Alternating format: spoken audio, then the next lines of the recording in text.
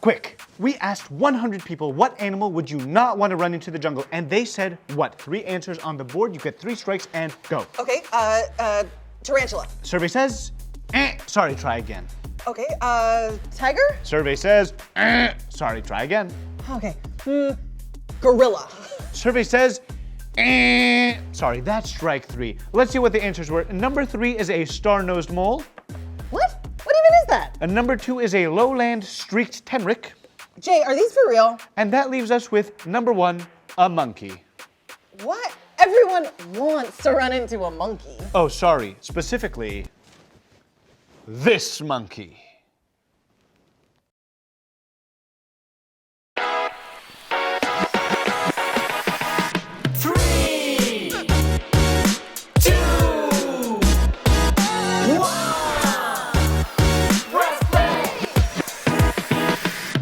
I'm Jay. And I'm Emma. Welcome to Press Play. You know what, Emma? You are a good leader. In fact, from now on, I'm gonna follow your lead no matter what. Thanks, but I'm not sure that's a great idea. Thanks, but I'm not sure that's a great idea. Oh, Jay, stop it. Oh, Jay, stop it. You really want to do this? You really want to do this? I'm warning you. I'm warning you. Peter Pepper picked a peck of pickled peppers. A peck of pickled peppers Peter Pepper picked. Peter Pickles. Es muy difícil de decir.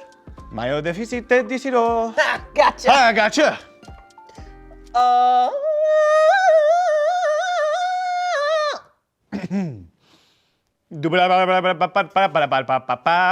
out of here. Come out of here. 3, 2, 1, press play. Whoa! Whoa. Do you hear that? Glad you're done copying, Jay. I think it's your stomach. Ugh. When was the last time you ate? Must be 10 minutes ago. I'm due for a snack. Look, some berries. Croak. You'll want to steer clear of those berries. Why? Well, you can eat them if you want, but your skin will turn purple, your eyelids will turn inside out, and your hair will turn into spaghetti. Whoa! Jay, what are you doing? Put it down. But I'm really hungry. And some of that stuff sounded pretty cool. I'm Teddy the Toad, by the way. And that reminds me of a Bible story. It's from the book of Exodus. I tell you what, I'll tell you the story while we croak our way through the jungle and find you a healthy snack. Cool? Sounds good.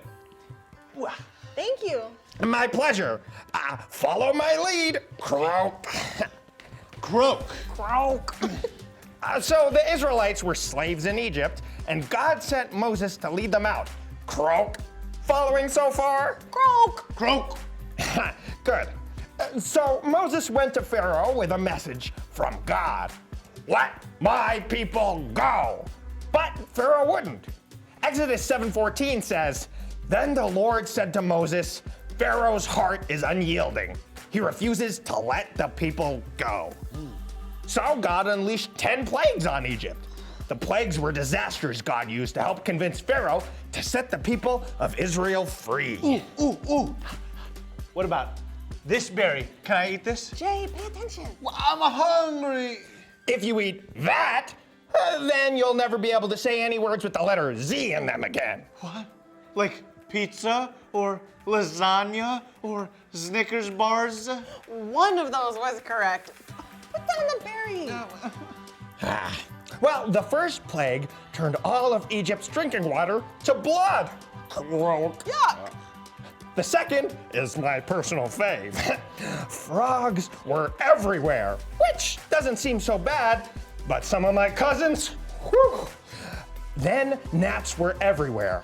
Then flies, which would have been cool for me too, because watch. Whoa, gross. Awesome. You just caught a fly with your tongue. Amazing. Can I try? Go for it. No matter what happened, Pharaoh wouldn't give in and let God's people go free. Well, couldn't Pharaoh see that everyone was suffering because of his choices? Well, you'd think. Pharaoh wouldn't give in, but neither would God. Next, Egypt's livestock, like cows and horses, all died.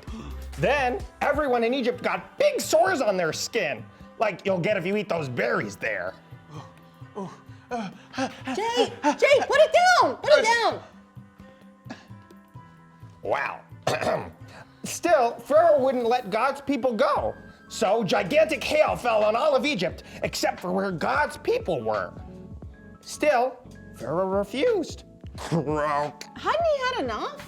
Pharaoh thought he was God.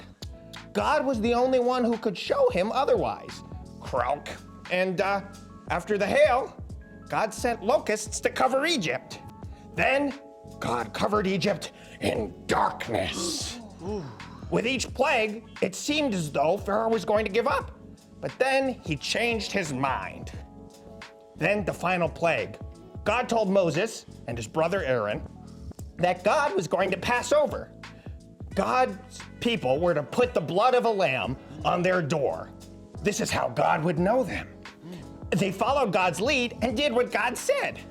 When God passed over, every home that did not have blood on their door lost their firstborn son, including Pharaoh himself. That was it. Pharaoh told Moses and the Israelites to go croak. Wow. Yeah, it's quite a story. And that is a banana. You can eat that. I actually don't like bananas, so I'll be okay. Well, Wow. thanks for the jungle story, Teddy, and for the adventure. Of course, my pleasure, guys. It's pretty lonely in the jungle, but you guys followed my lead all the way through the jungle, just like Moses and the Israelites. They learned that we follow God's lead. Oh, now this is something I can bite into. It's the big idea alarm. Looks like it's time for us to stop, croak, and roll on out of here. Teddy the Toad, thanks. You're welcome. Bye. Jay, care for a little secret press play handshake? Let's do it. Hey, I think I still hear Freddy. Nope, that really is my stomach. Snack time again.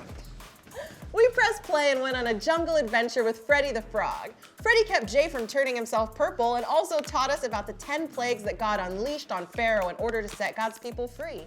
We followed Freddy through the jungle like Moses and the Israelites followed God's lead. And so should we. In all that we do, we follow God's lead. Jay, you want me to do this without you? Going through. Drop the verse! Hey, you ready to drop the verse? Woo! Here we go, here we go, here we go.